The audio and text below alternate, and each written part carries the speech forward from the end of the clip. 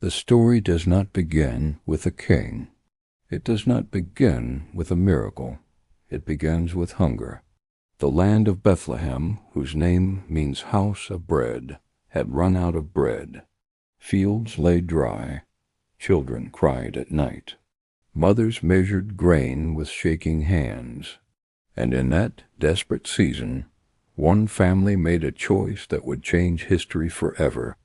This is the story of Ruth, a foreign woman, a widow, an outsider whose faith would one day place her name in the lineage of kings and of Christ himself. During the time of the judges, when everyone did what was right in their own eyes, a man named Elimelech left Bethlehem with his wife Naomi and their 2 sons.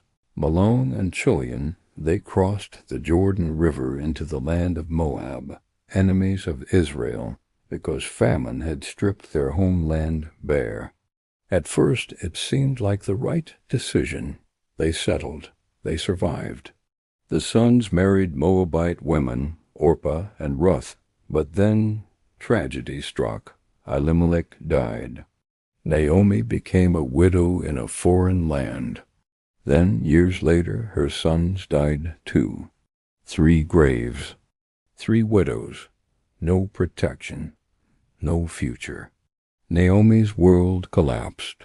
When Naomi heard that the Lord had restored food to Bethlehem, she decided to go home. There was nothing left for her in Moab. She urged her daughters-in-law to return to their families and gods. Orpah wept and left, but Ruth refused. Naomi warned her, "I have nothing to offer you. No sons, no inheritance, no security." Still Ruth stood firm. Then she spoke words that would echo through eternity. "Where you go, I will go. Where you stay, I will stay. Your people will be my people, and your God, my God. Where you die, I will die." Ruth chose faith over comfort, loyalty over logic, God over gods. Together they returned to Bethlehem 2 widows, empty-handed. When Naomi arrived, the women of Bethlehem were shocked. "Is this Naomi?" they asked. Naomi replied, "Do not call me Naomi, pleasant. Call me Mara, bitter. The Almighty has dealt bitterly with me." But even in her bitterness, God was already at work. It was the time of barley harvest. Ruth said to Naomi, "Let me go into the fields and glean behind anyone who may show me favor." Gleaning was back-breaking work, reserved for the poorest of the poor foreigners, widows, orphans. Ruth went out, and it just so happened she entered the field of a wealthy man named Boaz, a relative of Elimelech, a man of character, a man God had already chosen. Boaz arrived and noticed Ruth immediately. "Who is that woman?" he asked. When he learned her story, her loyalty, her sacrifice, her faith, his heart was moved. He protected her. He provided extra grain. He told her, "May the Lord repay you for what you have done." At mealtime, he invited her to eat with his workers. Ruth, the foreigner, sat among Israelites. Ruth, the widow, was treated with honor. She returned to Naomi with more grain than expected. Naomi's eyes widened. "Where did you glean today?" When she heard the name Boaz, hope stirred again. Naomi whispered, "That man is our kinsman-redeemer." In Israel, a kinsman-redeemer was a close relative who could restore land, protect family, and redeem widows. Naomi saw a door opening. She instructed Ruth carefully. That night, Ruth went to the threshing floor where Boaz slept.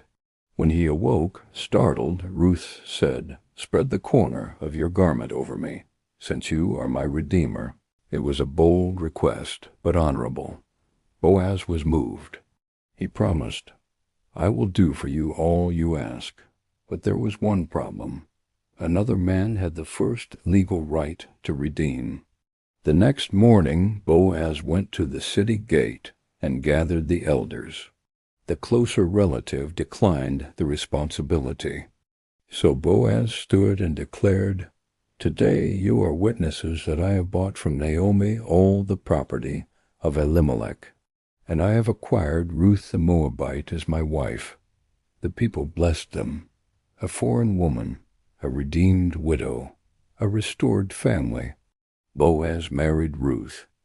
God gave them a son. They named him Obed. The women said to Naomi, "Praise be to the Lord, who has not left you without a redeemer." Naomi held the child to her chest. Her bitterness turned to joy. Her emptiness filled.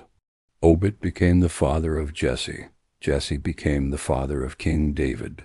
And generations later, from this same line came Jesus Christ, the ultimate Redeemer. Ruth was not born into God's people. She chose God. She had no power, no status, no certainty, yet her faith rewrote history. This is not just a love story. It is a redemption story, a reminder that God works through loyalty, obedience, and courage. When life feels empty, when the future feels uncertain, remember Ruth, because God is still writing stories of redemption one faithful step at a time.